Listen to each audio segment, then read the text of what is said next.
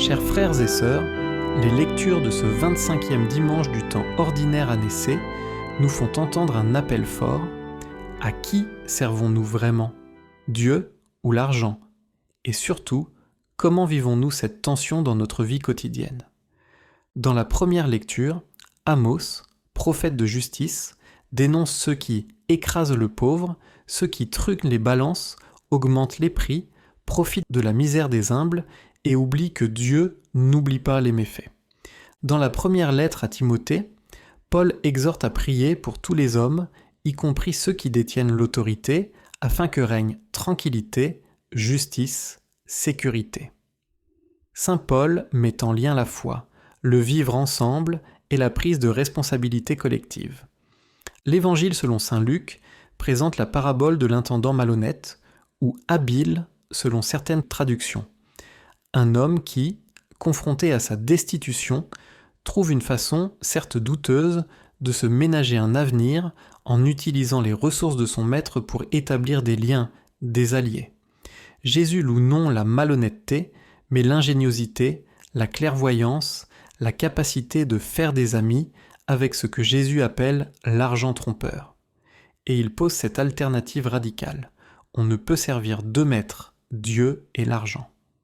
Ces trois textes se rejoignent autour d'un thème, l'argent, ses usages, ses abus, sa force d'attraction, comme un test pour notre fidélité à Dieu, pour notre solidarité avec les plus petits, pour la justesse de nos choix comme membres d'une communauté et citoyens.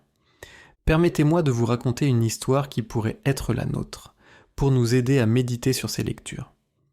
Marie est comptable dans une entreprise locale. Son salaire est modeste, mais suffisant pour vivre. Elle a un collègue, Paul, qui gagne beaucoup plus que la moyenne, grâce à des bonus liés à la vente, aux résultats, à un système de commission. Paul aime bien afficher cette réussite. Voiture confortable, smartphone dernier cri, vacances coûteuses. Marie, de son côté, dépense ce qu'elle peut mais ressent souvent une pression. Ai-je le droit d'investir ? De participer à telle activité parce que ça coûte ?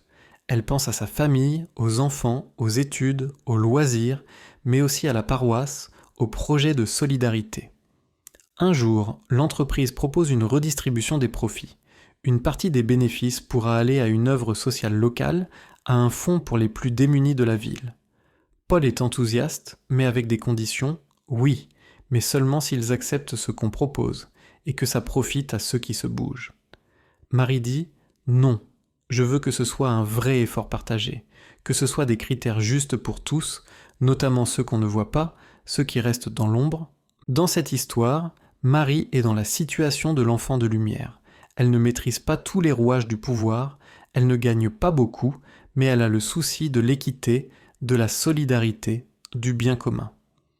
Paul, comme beaucoup, est tenté par le paraître, l'efficacité personnelle, ce qui n'est pas mauvais en soi, mais peut dériver vers l'égoïsme, vers la préoccupation que l'argent soit la mesure principale du succès. Qu'est-ce que le Seigneur nous demande aujourd'hui à travers ces lectures ? Il nous invite à être honnêtes dans nos affaires. Cela veut dire, dans nos emplois, dans nos relations économiques, dans ce que nous payons, dans ce que nous exigeons. Ne pas truquer les balances, ne pas profiter de la naïveté ou de la faiblesse de l'autre, ne pas détourner ce qui nous est confié. Le Seigneur nous invite à ne pas être dominés par l'argent. L'argent doit rester un moyen, non une fin.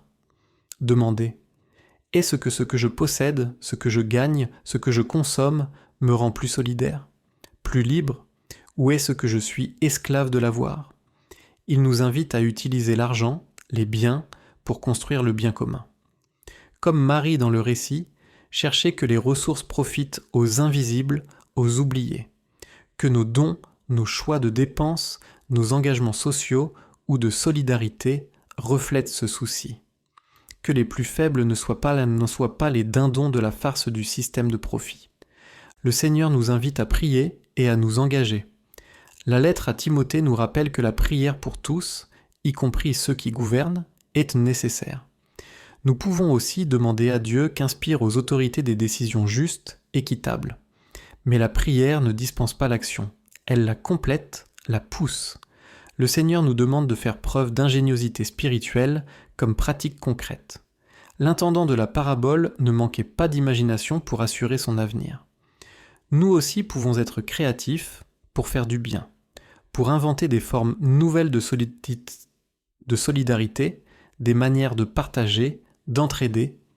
Chers frères et sœurs, en ce dimanche, je vous propose ceci comme engagement concret. Prenez un moment cette semaine pour regarder vos comptes, vos dépenses, vos ressources.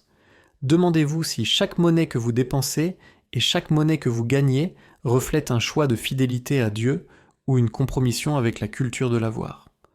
Pensez à un projet de solidarité, dans la paroisse ou parmi vos voisins, vos collègues, dans votre ville. Comment pouvez-vous faire des amis avec l'argent trompeur ? Par un don, un partage, un service, une présence. Priez pour les responsables, pour ceux qui décident des lois, des politiques économiques, pour que soient protégés les pauvres, que le juste partage soit valeur concrète.